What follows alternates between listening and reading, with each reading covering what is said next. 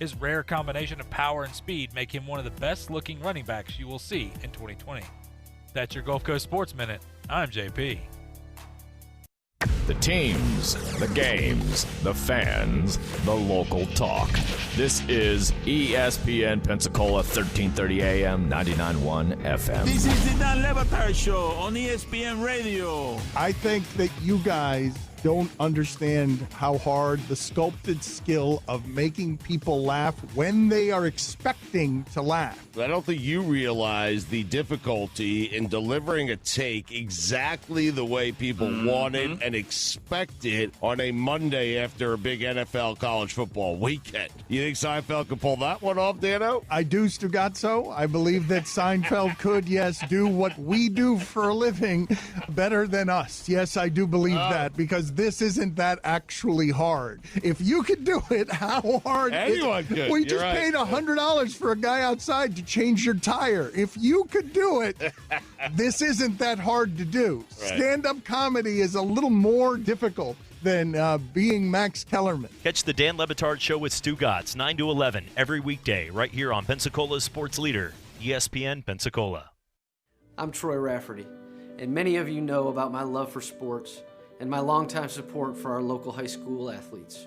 One thing these fine young people have taught me over the years is this: whether it's on the ball field, in the classroom, or in a court of law, always work your hardest and achieve the best results possible. And that is the commitment we make to our clients and our community. Levin Papantonio in Pensacola since 1955.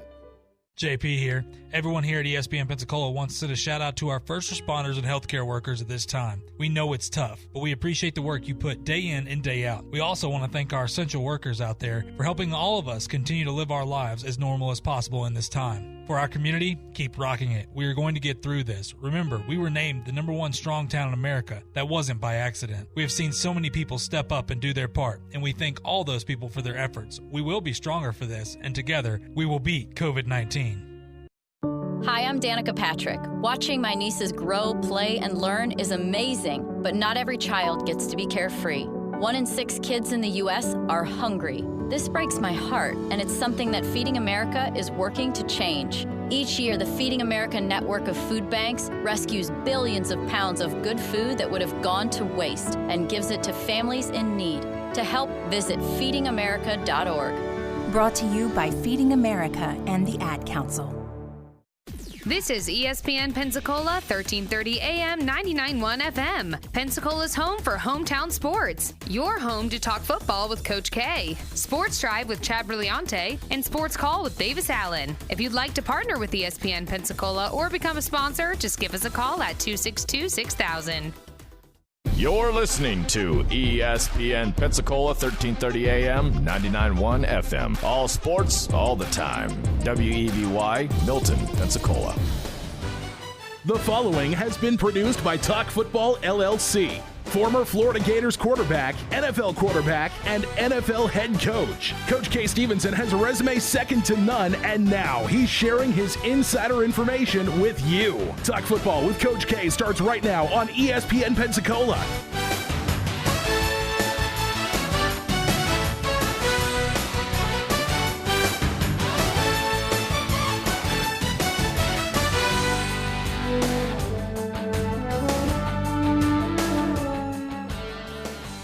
Welcome in to Talk Football with Coach K. JP here with you alongside former NFL head coach K. Stevenson on this Tuesday afternoon.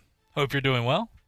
You know, still washing your hands, continuing to social distance, all those things. I think everybody knows that by now. If not, you've been living under a rock. Listen, we have a ton to get to today, so I'm not going to waste too much time here, but I will start off our show as we always have here by thanking our first responders and healthcare workers. These folks, what they do is phenomenal. And look, for you folks that listen every day on the show, you've heard me say this every day, and it seems like I'm just repeating myself, and I am, because I think it's very important that we give these folks the thanks that they deserve. What they do is just absolutely phenomenal, putting themselves out there on the front lines. You know, talking to some of them. I even talked to a couple last night. Look, out and about in the community, and asked them how things were going, and they said, look, things were tough. No doubt they were tough, but they're getting better. And it all comes in, and this is their words, not mine. It's because the people have done what they were supposed to do. That's why things are getting better. And so that's a shout out to all you folks out there listening. They do appreciate it. It goes a long way. But it's not just about COVID-19 right now. It's about what they go through each and every day in their daily life, in their job. Look, I know there's a lot of unrest in our country. I want to make this very clear. We support our first responders and healthcare workers. We don't support evil people. There's a difference. So, don't let a couple bad folks out there, and there are plenty of evil people in this world, but the majority of people are great, awesome folks out there, and that goes with first responders and healthcare workers. So, look, we live in a community where we are blessed to have so many great police officers, firefighters, EMT personnel, nurses, and doctors out there. So we thank you guys out there. We appreciate it. I know a couple of you are listening today, so thank you so much for that. Hopefully we can, bring you a little football news for you and separate what's going on.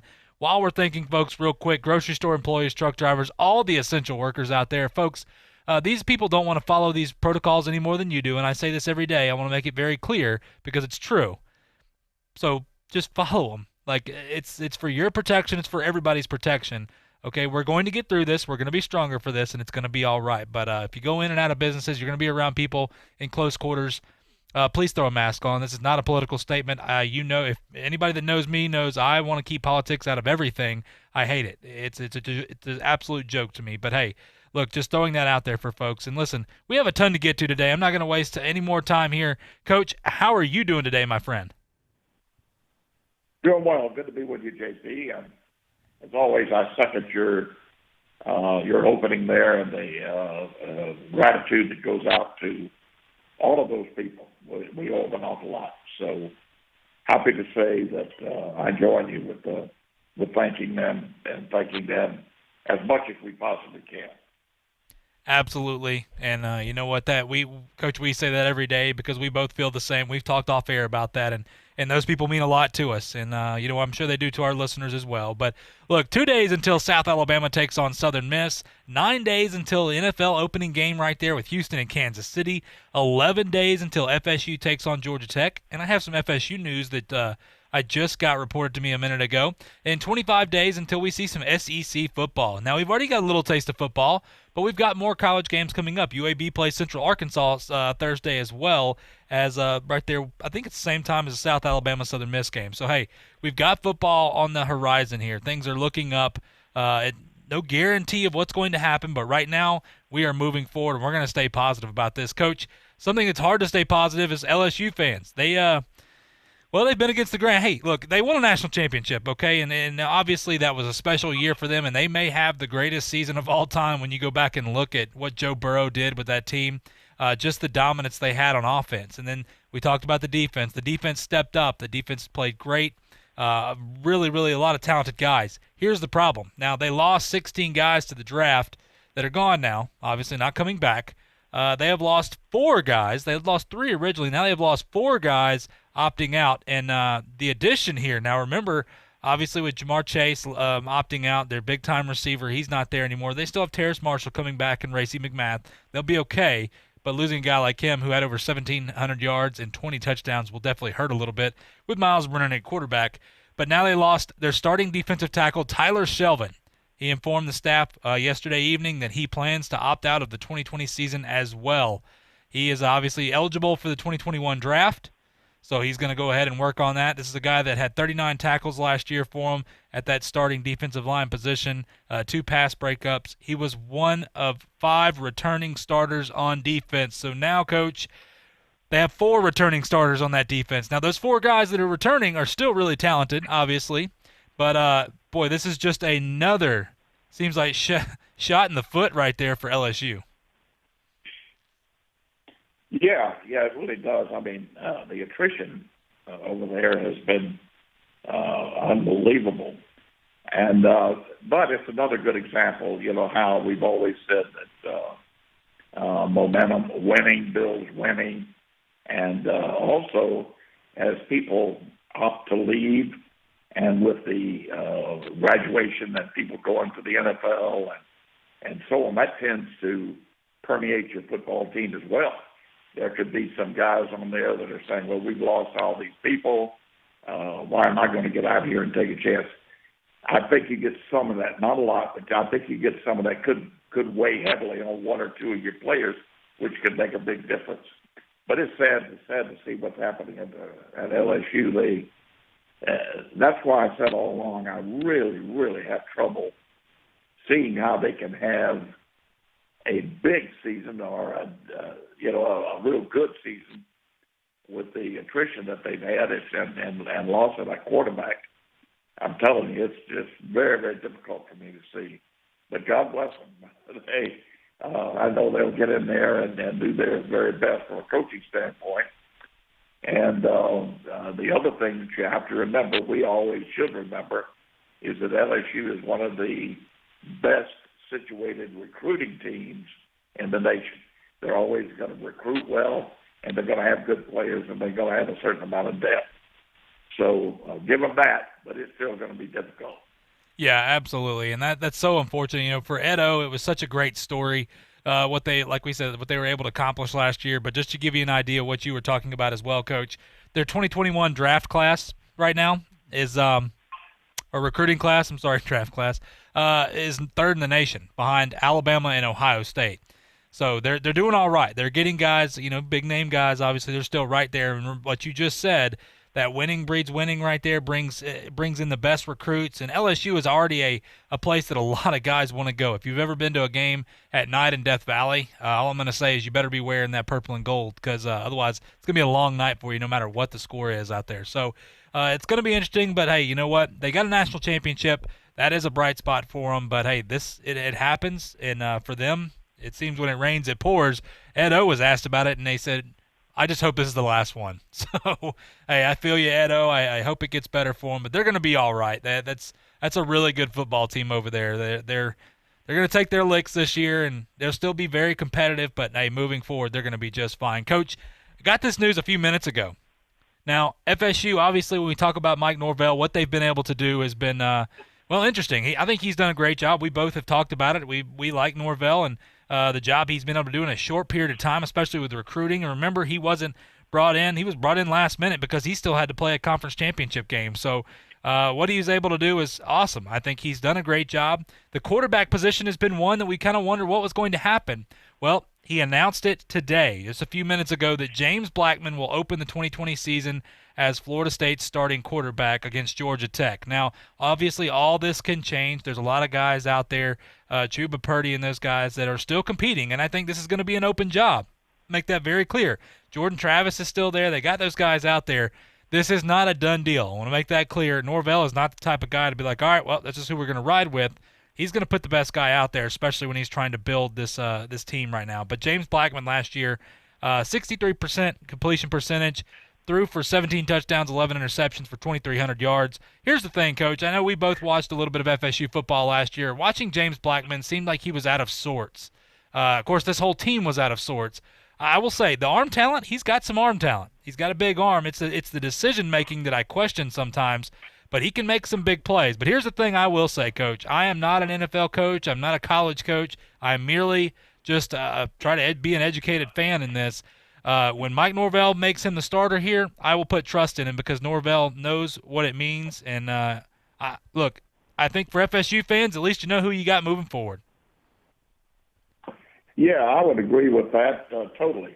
And you look at the track record, Norvell has really developed some good outstanding quarterbacks. And, of course, what he's done from a record standpoint and what he did at Memphis. And he's just, everywhere he's been, he's done a good job. So I certainly would defer to him without any question. And I think it sounds as though there's no doubt in his mind. He feels he's going the right way. So more power to him. Yeah, absolutely. And remember, this is not a done deal. Hey, look, if you're FSU, you hope that he's your quarterback moving on because you don't have controversy, and he's doing a great job. But this is a job that will be open. Obviously, FSU right now is trying to find their way. They're trying to rebuild. And with Norvell, it seems that they're doing that. But I like the move right now. Hey, look, you play in 11 days, so now you know your starting quarterback. There's no questions going on. Guys know what they got to do. Guys know if you're a backup, you better start busting your tail. Things like that. Hey, it is what it is, but there you go. James Blackman, Florida State fans, will be your starting quarterback for week 1. Real quick, before I want to get to what's going on over there on the plains in Auburn right now, but former Auburn running back Jatarvius Whitlow is now transferred to Western Illinois. This was the leading rusher last year, over 1,000-yard rusher for Auburn. That's, by the way, Western Illinois is an FCS program. They play in the Missouri Valley Conference. It seems he's already enrolled in school there, but he's been Auburn's leading rusher the last 2 seasons. He's been a phenomenal running back. But, it is what it is. He moved on. It was really surprising when he talked about he was going to enter the transfer portal. But, hey, Auburn fans, that is a big blow moving forward. But, Coach, even more important right now, Auburn football, when you talk about what's going on over there, now they've had to cancel multiple football practices last week. They've been without 16 players due to COVID concerns. Now, this is something that, look, right now we're seeing some teams are going through this, but – Coach, I know you've mentioned this. This kind of proves your point a little bit that, we've got to have some way of keeping these players away from other people. But what's your idea? What has to happen here if we're going to have college football to avoid something like what happened at Auburn? Well, we've said all along, that what I would suggest is fairly simple. It takes a little maneuvering and some logistical planning, but can be done and can be done fairly quickly. But you're going to have to overcome the whining from the academicians. But here's what has to happen. There's no question in my mind about this. They're going to put 20, 30,000 students on a campus and expect players to have to mingle with them, whether it's class or in restaurants or certainly social affairs, whether it be fraternity houses, sorority houses, other parties, off-campus parties. They can't participate in that and have a college football season. The best way to do it, in my opinion, is to have a dorm which would be secluded from other students and have dorm proctors and so on involved in it for the athlete, for the football team, period. Not all athletes, football teams. And put them in if you can't do it with a dorm, then you might have to do it like the New Orleans Saints are doing with the hotel.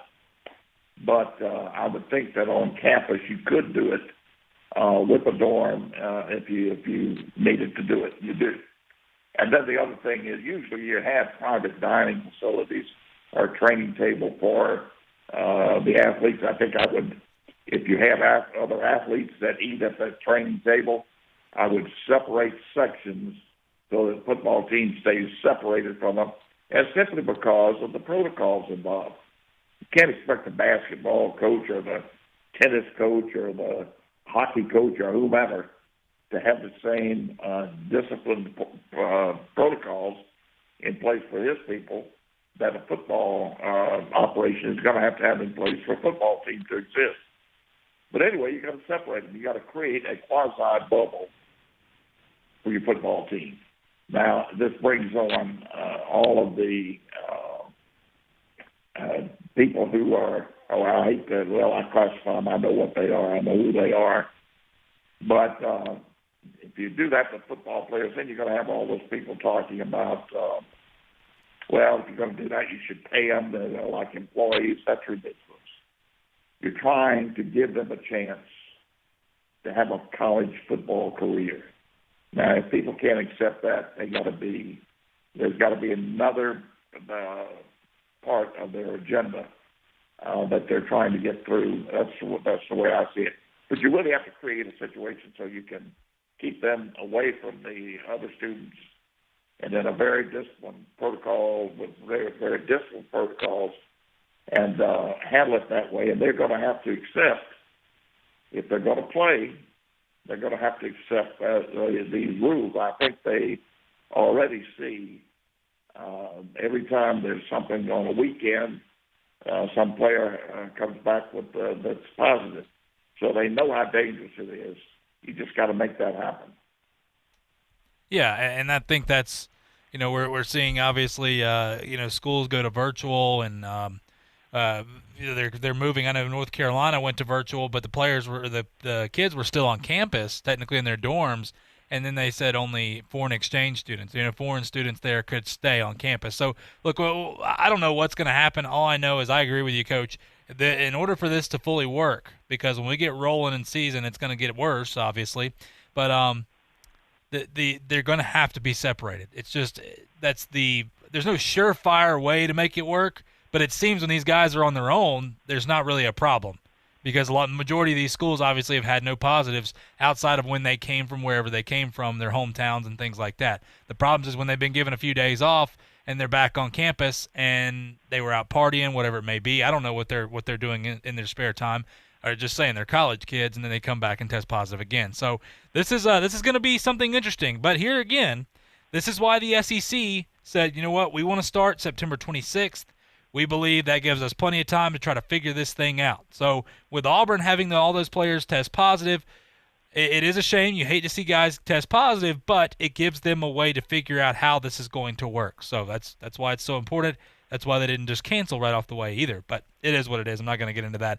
Listen, when we come back, we will talk about the AFC East. Boy, this is going to be quite the intriguing division when you're talking about, obviously, Buffalo, Tom Brady-less New England Patriots now, New York Jets, and the Miami Dolphins over there with Tua Tagovailoa at quarterback. Will he be the starting quarterback? Well, we'll talk about all that and more when we come back right here on Talk Football with Coach K on ESPN Pensacola.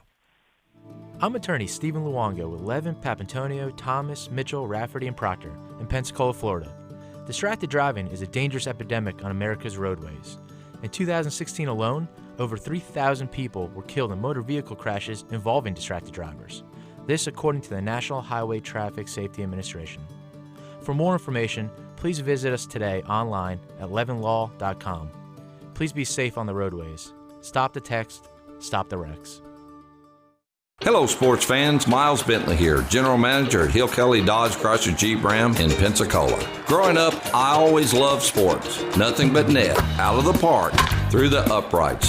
Sink the puck Bentley, that was me. But my love of the game couldn't beat my love for Pensacola and helping folks get on the road of dreams in a new Dodge Chrysler Jeep Ram. Sure, I never went to the big leagues in sport, but we're all pro here at Hill Kelly Dodge Chrysler Jeep Ram. Proud to be in Pensacola. Sometimes your bank, your family, and your friends love you, but they don't have the money to help you. Sometimes we have chances to make money, but the old saying, you've got to have money to make money, rings true. At Pensacola Specialty Pond, we can help. If you have trucks, heavy equipment, airplanes, boats, jet skis, anything with value, Pensacola Specialty Pond can loan you that short-term money you need. No credit checks, and at Pensacola Specialty Pond, you're going to find the money and the discretion you need. Now at 6428 Pensacola Boulevard, north of Car City. Call 432-9050, 432-9050. Whether you're building a new home or considering a renovation, choosing the right construction partner makes all the difference. At Lacoste Construction Group, they pride themselves on client experience and true craftsmanship, specializing in both new construction and renovations for both commercial and residential projects. Lacoste Construction Group will deliver you a quality turnkey project and is with you every step from consulting and budgeting to design and engineering. Get started turning your home or business into the space of your dreams today at LaCosteConstructionGroup.com. It could be a routine drive to pick up the kids after school or an epic road trip across the country. No matter where your travels take you, we know those miles count. We're Marathon. We have over 5,700 stations across our great nation. Our people are working hard every day to provide you with quality top-tier gasoline to improve engine performance and fuel your life. Marathon, fueling the American spirit. The Home Depot is here to help, and we have many ways to help. You can download our app or go online to find the essential products and information you need quickly. You can order what you need online, and we can have it waiting for you at the store, or get free delivery on most orders over $45. We also have thousands of how-to videos for the projects and repairs you need to make. We're here to help. The Home Depot. How doers get more done. Some exclusions apply. Hey, this is Jay Williams. You're listening to Talk Football with Coach K on ESPN Pensacola, 1330 AM, 99.1 FM.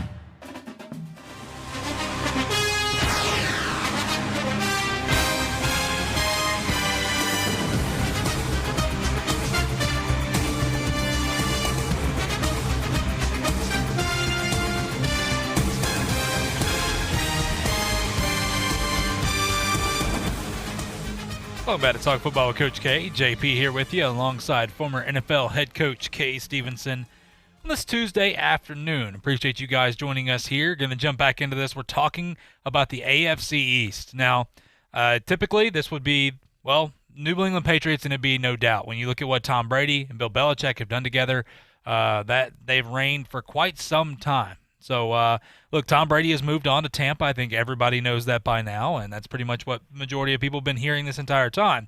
So now a lot of people, Coach, believe that Buffalo could be the team. So going over this division, obviously with Buffalo, we'll start with the quarterbacks as we always have. Josh Allen, a very intriguing guy here. Look, he's a high competitor. He got a high motor, 58% completion percentage last year. It's got to get better. That has to get better.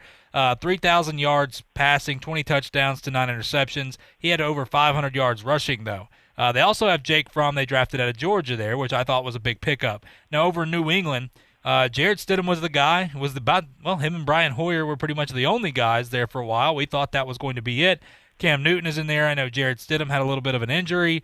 People believe that Cam is the guy. And coming over from, obviously, Carolina, where he's been injured. Here's the thing. I think I'm not as high on Cam Newton as a lot of people are, just because I think if you take away his running game, if he has to sit back in the pocket, I just don't think he's the same guy. And I think that will be big time, especially with what New England is bringing back to that receiving core as well. And the offensive line with Dante Scarnecchia is gone now, as well as he was a Hall of Fame coach, fantastic coach. So in New York, Coach, we talk about Sam Darnold, the young kid out of USC.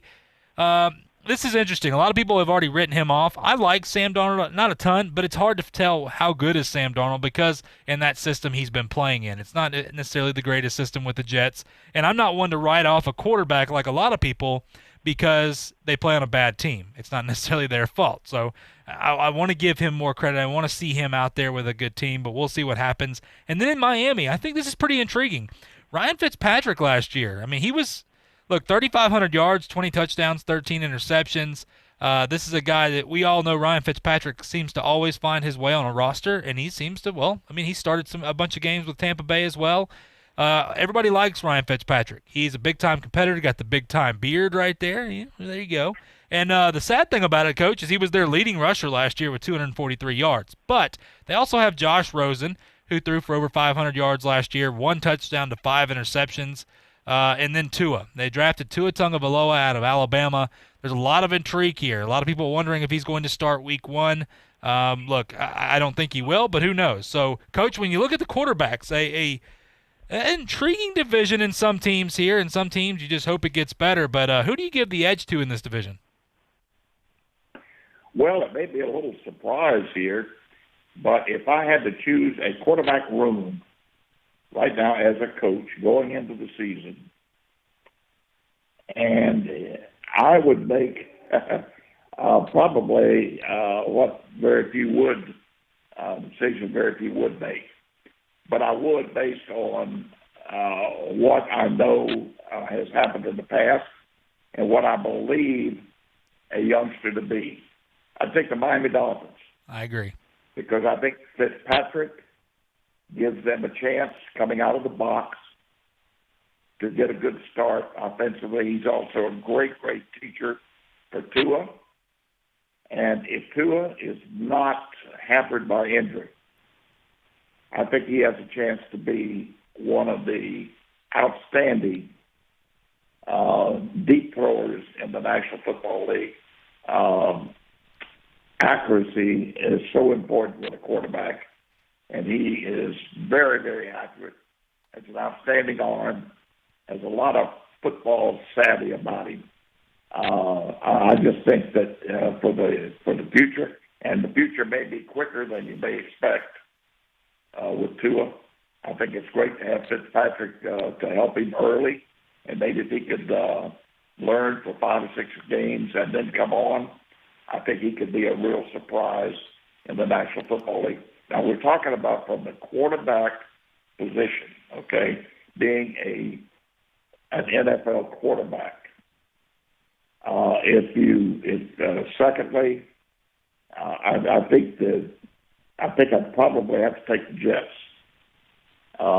Now, you hit it on the head.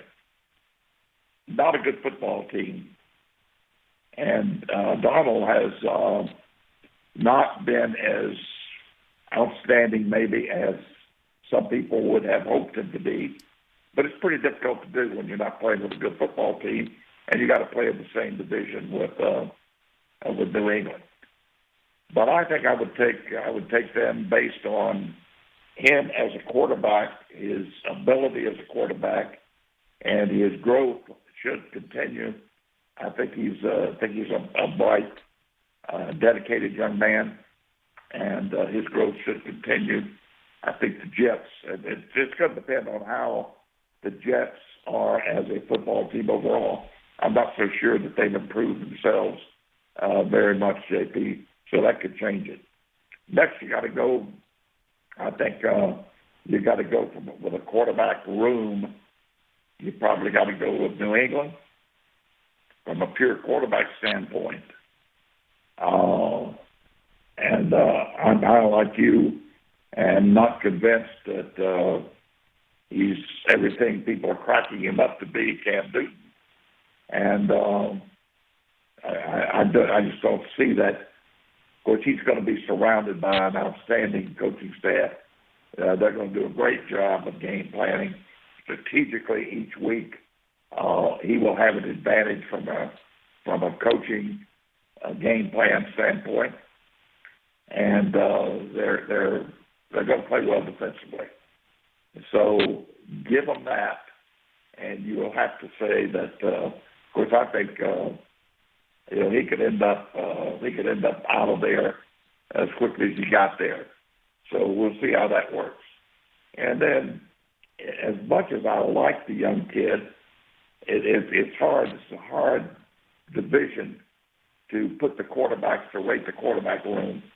But you'd have to rate just based on his ability to accurately get the ball downfield to the receiver that he should make a decision to go to. Now those are big problems. Believe me, if you can't get that done. He's a good, talented young man. Athletically, he's got a strong arm. There's no doubt about that. It's just he doesn't know where it's going when he releases it. Now, you can improve on that by working with the quarterback. There are many things you can do to improve that. If he's got the right coaches around him, or quarterback coach, and if he's done enough work in the offseason, it takes a ton of repetition to make that happen. I don't know that he's had a chance to do that, but if he has, then I've got the quarterback rooms all wrong. If he gets to the point that he's accurate with his throws, then he will be up among the top, maybe at the top of the list, because he's got a lot of other things going. But I think it's both physical and mental with him, and that's a big deficit going into a season. Yeah, and the mental aspect of just playing quarterback is one of the most important when you look at it, because you talk about guys that are physically gifted, and you go back and not to pick on this guy, but he is physically gifted, is Jameis Winston. And then you look at the mental aspect of it, and that's look, he's a third-string quarterback now. I mean, this guy is extremely talented, but talent doesn't take you all the way. That's where Josh Allen, you're right. Look, he is a player. He is a ball player. He's a gamer, whatever you want to call it. This young man can play some football, but it's the mental capacity there that you wonder, can he make those decisions? Because he's made some bad ones, but who knows? I think he, like you said, he's got room to grow. There's a lot of pressure on his shoulders. There's been a lot of pressure on his shoulders. Look, it's not the old same song and dance like we've seen for so many years of when a team drafts a quarterback that they'll sit for 3 or 4 years. It's not the case anymore. Teams are throwing them right there in the fire immediately. And for some guys, they can handle that. Some guys can't. And that doesn't mean they're a bad quarterback, but we'll see what happens with Josh Allen. I think it's going to be an intriguing team because the pressure's on them now. And we've had Coach Sean McDermott on our show before. There's a lot of pressure there with those guys. Now that Brady's gone, they're expected to win that division. They're expected to win the division anyway, but this is a good team, and we'll talk a little bit more about them when we come back after break. We'll talk about the running backs and the pass catchers as well as the defenses right here in the AFC East. It's quite the intriguing division, but I would agree with you, Coach. I like Miami. I like their quarterback room, and I love Ryan Fitzpatrick just because of the type of person he is. But you add him, I think it was a great point you mentioned that he is a great teacher. And I think for Tua, with the knowledge that he already has and the talent that he already has, you add a great teacher like that with him. Boy, it's going to be a lot of fun to watch him play some football. But when we come back, we'll talk more about the AFC East and break it down to position by position right here on Talk Football with Coach K on ESPN Pensacola. I'm attorney Stephen Luongo with Levin, Papantonio, Thomas, Mitchell, Rafferty, and Proctor in Pensacola, Florida. Distracted driving is a dangerous epidemic on America's roadways. In 2016 alone, over 3,000 people were killed in motor vehicle crashes involving distracted drivers. This according to the National Highway Traffic Safety Administration. For more information, please visit us today online at levinlaw.com. Please be safe on the roadways. Stop the text, stop the wrecks. There's only one place in town for the lowest prices and greatest selection of firearms. Pensacola Indoor Shooting Range. Visit our fully stocked Gun Pro Shop for new and used firearms, accessories, and ammunition. Check out the Indoor Shooting Range. We offer rentals on guns, including fully automatic machine guns and silencers. Ladies, this is the safe place to learn how to use a gun. Plus, Tuesday is Ladies' Day. Women shoot for half price all day. The best place to buy firearms in Pensacola. Pensacola Indoor Shooting Range. Highway 29 in Car City.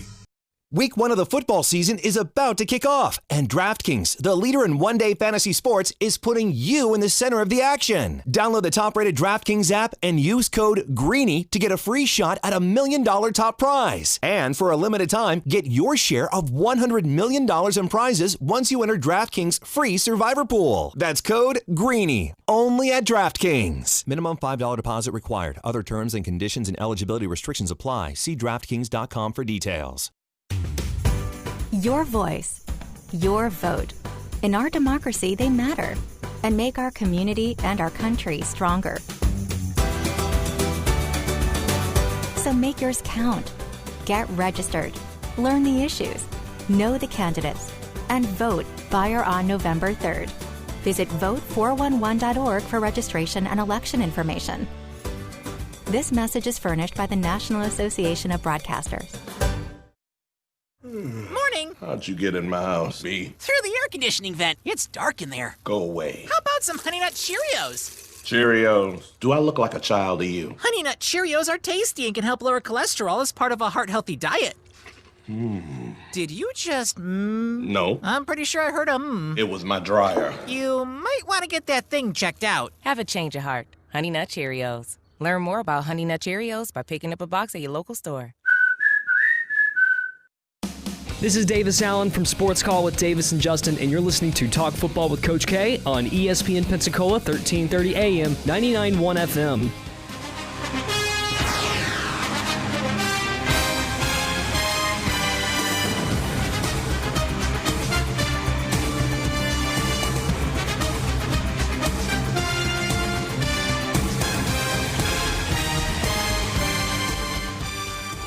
Welcome back to Talk Football with Coach K. JP here with you alongside former NFL head coach Kay Stevenson on this Tuesday afternoon. Appreciate you guys joining us here. Jumping back into this, talking about the AFC East. We've been breaking it down division by division through the NFL, getting you ready for September 10th, the opening game against Houston and Kansas City. Should be a lot of fun. Look, we're just happy to get football back. But, Coach, going to the running backs here, I think with obviously, you talk about Buffalo, what a running football team. They've kind of tried to get their identity in that direction a little bit here. And Devin Singletary has been a phenomenal running back. I think they need to utilize him a little bit more. I know he was splitting time with Frank Gore. This young man is a tough runner. He seems like, he stays healthy. Seems like a good kid, a smart runner as well. They also have T.J. Yeldon, right here out of Daphne High School, right down the road. They did draft the rookie Zach Moss out of Utah. Now, when we look at New England, obviously, when you talk about their slew of running backs they've had, that's where a lot of their offense came from last year. Now, Sony Michel has been the guy, they drafted him a few years out of Georgia, 947 yards, 7 touchdowns. The only problem with him is can he stay healthy for a full season? When he's healthy, he's a great running back. But James White, Rex Burkhead, now they have Lamar Miller. We know James White and Rex Burkhead, the pass catchers right there. Tom Brady loved those guys. He utilized those guys because, let's be honest, their wide receiving core was not necessarily the greatest. It wasn't giving them the help they needed. But Moving on to the Jets, kind of a downer. I mean, Le'Veon Bell comes over from the Steelers. He sits out that year. He goes and signs with the Jets. He rushed for 789 yards, 3 touchdowns. He also caught quite a few passes, 461 yards receiving with a touchdown. But it just seems that those players and the people in the Jets, they can't figure it out. There's just something going on. Even, Adam Gase comes out and says, look, Le'Veon kind of tweaked his hamstring a little bit, and Le'Veon said, who are you talking about? You know what? This is the back and forth I'm talking about. But they do have Frank Gore, who will probably play until, 65 years old, it seems. And then they drafted the rookie out of Florida, LaMichael Pirine, right over here out of Theodore High School. Pirine, I think, will be a great addition to that offense because he's very versatile. We saw that at Florida, and he can handle the load when he needs to. Over with Miami. Now, this is interesting. Jordan Howard goes over there. How's that going to work out? And they also have Matt Breida they got from the 49ers. Once again, this is a Miami team that is rebuilding right now. They've got a lot of work to do. But Jordan Howard, Matt Breida, I think will be okay. They're not going to be the standout guys. But, Coach, when you look at this division, some pretty good running backs in this division, but who do you give the edge to? Well, from an experience standpoint and what they do from game to game, you almost got to say the New England running back room. But I'll tell you, Buffalo, from a talent standpoint and the possibilities that exist there, I almost got to like the Buffalo running back room. I think they're going to be good up front, and defensively they're going to be good. And we'll run down the whole thing a little bit later, but put it all together. And they're going to want to run the football. They're going to give a heck of a lot of practice time is going to be devoted to it. I like the talent. I like the talent in the Buffalo room. You got to give versatility, game planning, and that to the New England running back room. And the Jets aren't chopped liver, to put it in your vernacular. You're right. The Jets aren't that bad at all. They're pretty good group. So Miami, I think they've got to develop someone or get another back or two, and that's my opinion. I think they bring up the rear of the running back rooms.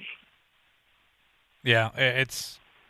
Miami, like we said, they're rebuilding right now. They've got some good young pieces. I think, we'll talk about the defense and what they did this offseason. I thought was pretty good with Flores and what he's trying to do over there. They're going in the right direction. Let's just say that. And, yeah, you're right, though. Devin Singletary and the Bills, boy, that talent is phenomenal. But when you look at what the Patriots have been able to do with those backs, I'm interested to see how this is going to work out now that Tom Brady's there, because Tom Brady had a relationship with those guys that was just – they just didn't skip a beat. But with the Jets, the Jets aren't a bad team. They just, if they could just worry about playing football and that was it, they might be pretty okay. I'm not going to say they're great, but pretty okay. Coach, going to the pass catchers here, obviously with the Bills, a lot of Bills fans. Look, they believe Stephon Diggs. Now they've got the number one receiver they need.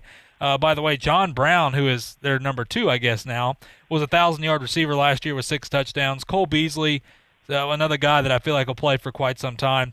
778 yards, 6 touchdowns. And Dawson Knox. Dawson Knox is a kid at tight end that has really come on for him. They didn't think he was going to. He's really stepped up. They also have Tyler Kroft there at tight end. But, hey, look, I'm not a big believer in the Stephon Diggs. I thought that was a great move for the Vikings to move away from him. But in New England, boy, you talk about a disappointment. N'Keal Harry so far has been that. Now, Julian Edelman obviously has been phenomenal with over 1,100 yards last year. Mohamed Sanu, getting him from the Falcons, just never really worked out. He was injured.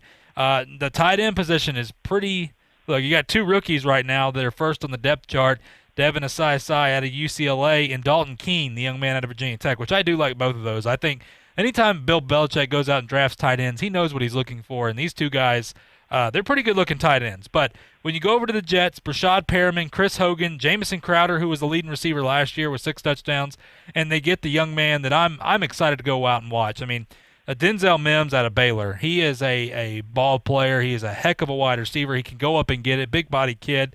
And then you go to Miami. Now, Devontae Parker, he's about the only one left on that team originally. from last year. When you talk about everybody they traded away, Devontae Parker had over 1,200 yards, 9 touchdowns last year. I think he's a phenomenal wide receiver. He will probably be, whenever Tua decides to start, whenever that happens, he will probably be quite the weapon with Tua at the helm. And you talk about Coach Tua being able to pass down the field and being a deep threat. This is probably the guy. But they also have Preston Williams, Isaiah Ford, Malcolm Perry. The reason I put Malcolm Perry on there is, look, he's the former Navy quarterback. I always think those are good stories, but he is working his way up the depth chart right now at wide receiver. And then Mike Gesicki. Remember that name. And I know we talked about fantasy football a little bit, but Mike Gesicki is a tight end that is but if they get some consistency on this team offensively, he had over 600 yards last year for 5 touchdowns. Gesicki is quite the player. He is a lot of fun to watch right there out of Penn State. A heck of a tight end. I mean, he is going to be a good one. Once this team figures it out and gets an identity, he is going to be quite the player. But Coach, when you look at all this, the wide receivers here, not the biggest names necessarily, but there's some good players over here. Who do you like? I like Buffalo's wide receiver room. I really do. Now, oddly enough, I think the best receiver, number one receiver on that football team is Brown. I think there's some overrating of some people, but I think it's strong, real good, a good mix. Now, also keep in mind now they have an outstanding. Outstanding would probably be the right word here. Slot guy, slot receiver there as well. So. It's not just the outside people there. For the slot receiver and the tight end position, they're also pretty good. So I like their room. If they have a very sharp, accurate quarterback throwing to them, that would be a real advantage. Now, hey, they may make the quarterback better. That receiver room. I like Miami. I think you're right. They have some young talent there that is going to get better, and they're certainly they've certainly added some speed to their receiver position. And New York is the Jets are. That's yet to be seen. I really have my doubts there, but I think they're better than New England. New England brings up the rear there, with the exception of Edelman, but they bring up the rear. Now, one other fact about New York, the Jets, that could make a difference: if Bell has a rebound year as a running back and has the type of year that he's capable of, if he's healthy and has the right attitude, he could also add a lot to not only their run game but also the passing game. He's a very accomplished receiver as a back, so that's another factor there with the Jets that we need to keep in mind. Yeah, that's a very good point, because if the Jets are able to run the football, once again, you're talking about opening it up for Sam Darnold and making things a little bit easier. They faced a lot of stacked boxes last year, and let's be honest, the receiving core was not the greatest, and they had a lot of problems. And once again, a lot of their problems are not even on the field; it's off the field, and it carries on to the field. So I agree with you there. I agree with you with New England. The receiving core there is very porous right now outside of Julian Edelman. And you hate it for Julian Edelman, but he's going to continue just to play football. That's what he does. He's really good at it, and you hope he can stay healthy, because if he goes down this year, that's one bright spot last year with New England, and why they could stay in the hunt the way they could was because Edelman was there. Now, obviously, when they got to the playoffs, it didn't work out so well, but once again, he was a big reason that they were even there in the first place. Him and Tom Brady had the greatest relationship. But, Coach, when you look at the defenses here, some really good defenses. When you talk about Buffalo had the second-best defense last year, and they're bringing back guys like Mario Addison, Ed Oliver, Vernon Butler, Jerry Hughes, A.J. Klein from New Orleans over there, Tremaine Edmonds, Matt Milano. Their linebackers are absolutely off the charts. Now, Tre'Davious White is still there. You got Josh Norman, which I'm not a big fan of, but hey, you know what? He's not a bad player at all. Jordan Poyer, that secondary, that defense is loaded. Now, for New England, this is going to be a little bit tougher because for New England, they've had quite a few guys opt out on that defense, so it's going to look a little bit different. Now, they're going to have to rely on a guy like Josh Uche to step in at linebacker, the young man they drafted out of Michigan. They still have Juwan Bentley who's there. This team in the secondary, though, they Jason McCourty, Devin McCourty, the brothers will be there. But this is going to be – they're going to have a good defense. There's no doubt. But remember, Belichick went and drafted heavy defense this draft, and there was a reason behind it. Now, they'll be just fine, I think, on defense. But when you look at the Jets had the 16th best defense. Now, by the way, New England had the best defense in the league last year. The Jets had 16th best defense. I think that will get better if they can find some offense because, once again – a poor offense, it really puts the defense against the grain here. They still have guys, remember, out of Alabama, Quinnen Williams, Steve McClendon, those guys. They're going to be okay, but they need help. They need help from their offense. But the Dolphins, here's where I was talking about earlier. They went out and got some guys this year. Now, for that Dolphins, that defense, they got Shaq Lawson from Buffalo, which is a tremendous pickup. We talk about how important the defensive lines are. Christian Wilkins, they get him. You know, of course, they've had him for from Clemson right there. Kyle Van Noy from New England, they picked him up, which I thought was great at that linebacker position. Xavier Howard, they got him. They go out and get Byron Jones from Dallas. They draft the cornerback out of Auburn right there in the first round. This is, look, they have, when I look at this defense, Coach, they're not going to be the best. They will be heavily improved, but they have veterans in positions that they need to have veterans to be able to get these young guys along. So, look, I'm not going to say Miami's going to have the best defense in the division because it's not going to happen. But they're working their way forward. But when I look at this, Coach, it's hard for me to not pick New England. But people who want to pick New England as the top defense or Buffalo, it would be hard to argue. Who you got? Well, the defensive room right now, you would have to take Buffalo. You'd have to take Buffalo. Number two, I think, would be New England, but primarily because of Belichick and his game planning and strategic approach to the game itself, I think would be their biggest asset. And not to play, they lost a lot. There was a lot of attrition. They basically lost about half of their starting defense. So you can't overcome that. It's like LSU or anybody else. You lose that many players. I don't care who you got over there. It's tough to do. Now, they've added some young talent, and they will be better as the year goes on. But right now, you got to say that Buffalo is number one. I'll take New England number two, and I think the most improved defense of all of them is Miami. I agree with you. I think Miami really added some punch to that defense, and the coaching staff is, if you really had to give it which way they would tend to approach the game, I think it would be as a strong defensive football team and win on defense.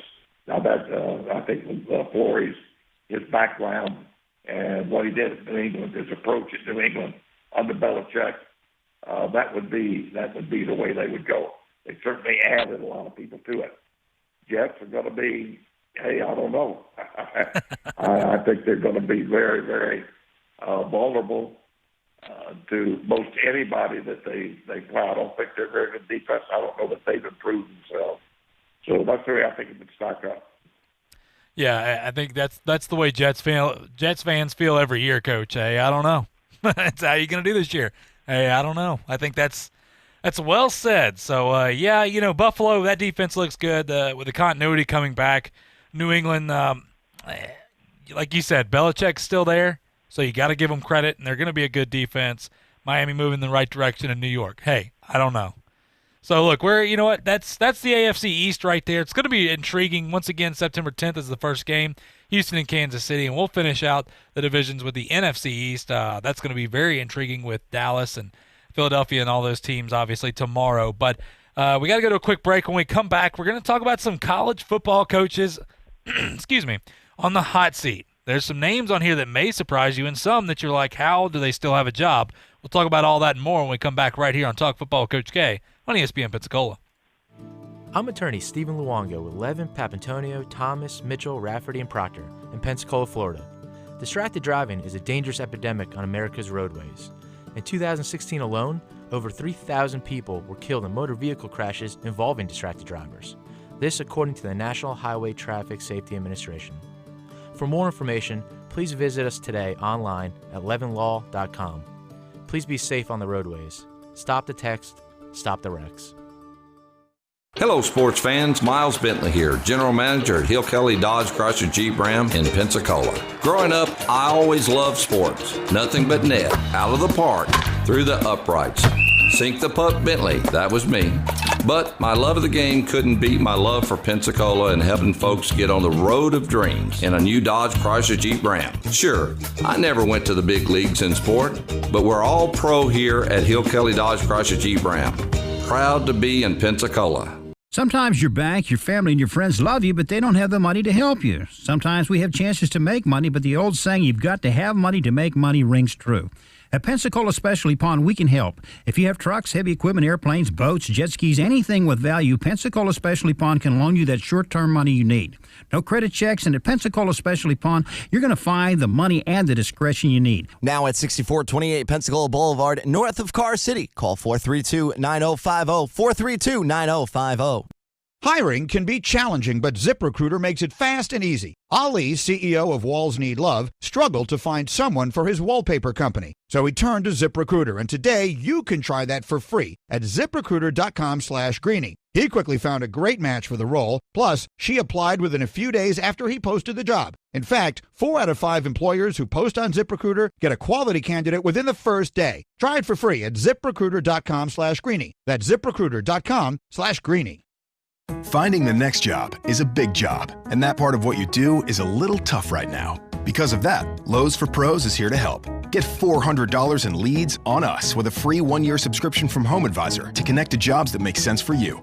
Sign up at lowesforpros.com/pro-loyalty to get started. Just one more reason why Lowe's is the new home for pros. Now let's get to work. Subscription and $400 lead credit subject to HomeAdvisor's approval and terms. Valid for new HomeAdvisor customers only. Lowe's loyalty required. More terms apply. Valid through 9/9 U.S. only. The teams, the games, the fans, the local talk. This is ESPN Pensacola 1330 AM, 99.1 FM.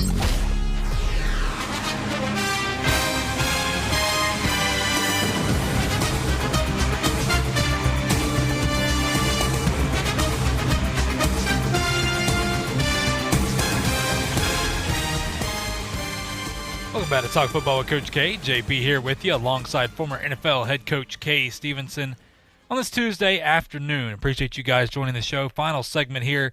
Coach, some college coaches on the hot seat. Now, I do want to go over, there's quite a good list here.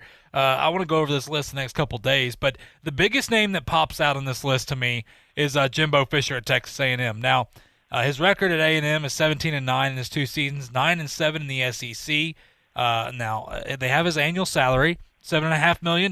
We know that A&M has all the money in the world to do what they want with some of those oil tycoons and whatever you want to say. They have phenomenal facilities. They've been a program that is underwhelmed for a little while. They haven't really got the taste of the SEC championship. They're obviously, when you talk about Texas, they've done okay in recruiting. They still have lost some big-name guys, but they're out recruiting teams like University of Texas and the Longhorns.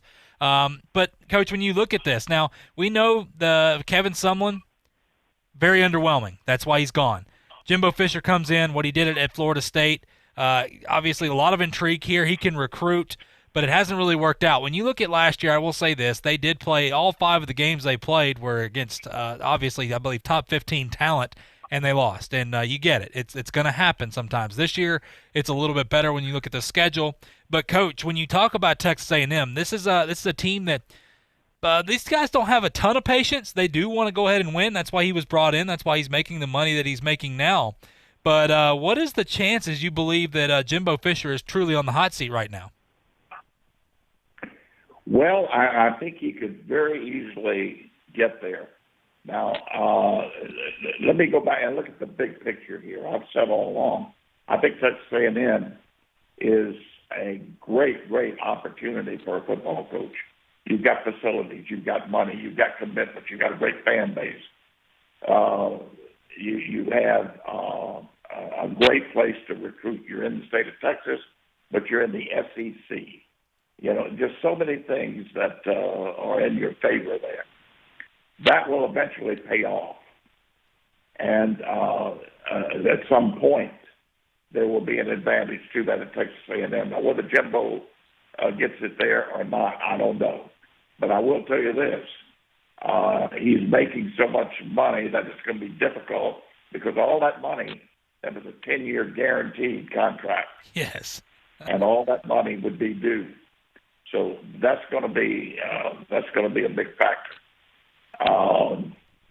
It is, if somebody gave you a job, and everybody think about it a minute, okay, how good the facilities are and all the other things about it. But they say, unfortunately, you're going to have to play in the SEC West Division, which means you've got to play against, you've got to win against consistently against Alabama, LSU, Auburn, and then you're going to have to step over and play occasionally Georgia, Florida, whomever, and the SEC. You got to play, but you got to play a schedule like that. You've got some work to do to get to that talent level that you're going to have to play against, and the momentum and the confidence level of these SEC teams. It's something that really is difficult to overcome. So could he be in trouble? He could, for the reasons that we just talked about. I would think it's going to take another couple of years. But if if he can't get beyond, get up to at least 2 or 3 losses, then he's going to have a problem keeping the interest there. Texas A&M is looking at winning an SEC championship, and I think within 3 to 4 years they're going to have to do that, or they will go ahead and pay him off and get him out. Yeah, like you were talking about, he's 1-6 in true road games thus far, and he's failed to threaten the top dogs in the SEC West. And so, at some point he's going to have to do that. But you're right. Fully guaranteed 10-year, $75 million deal. Boy, that's some job security right there no matter what. But anyway, it is what it is. Well, Coach, the sound means it's time for us to go. We didn't get to everything as usual, but you know what? We're going to give it our best shot tomorrow. But it's been an absolute pleasure, Coach. You bet. Look forward to tomorrow, JP.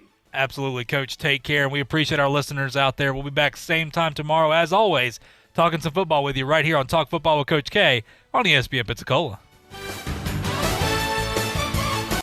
This is ESPN Pensacola, 1330 AM, 99.1 FM. Pensacola's home for hometown sports. Your home to talk football with Coach K. Sports Drive with Chad Brillante and Sports Call with Davis Allen. If you'd like to partner with ESPN Pensacola or become a sponsor, just give us a call at 262-6000.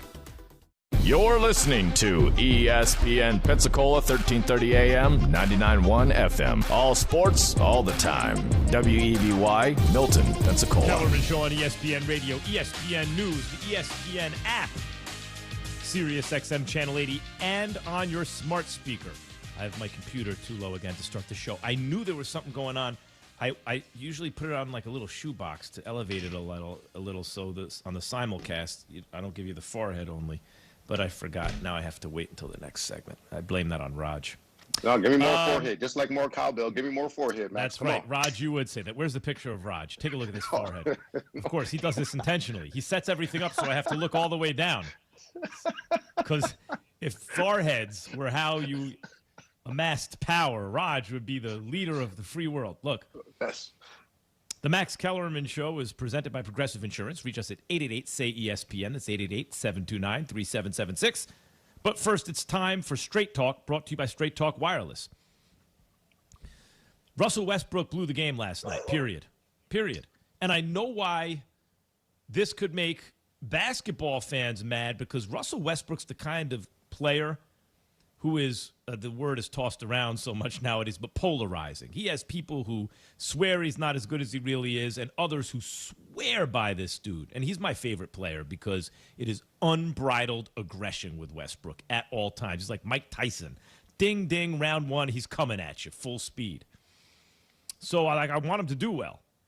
But look, so he's polarizing that way. And if you have some anti-Westbrook opinion, the kind of, meathead basketball fan guys, some of them are not going to like it.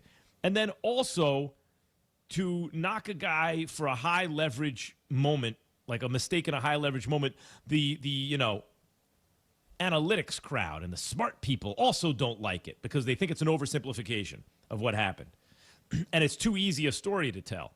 So much easier to tell a story if you can hone in or home in, as it were, on one or two characters and talk about these pivotal moments. But what about everything else that goes into the game, especially in a 5-on-5 sport where bench players, and rosters are not limited to 5 or even 10 guys. One or two moments from the character that you're emotionally invested in or that the media has you emotionally invested in, isn't that convenient? Well, yes, but I think it's also true.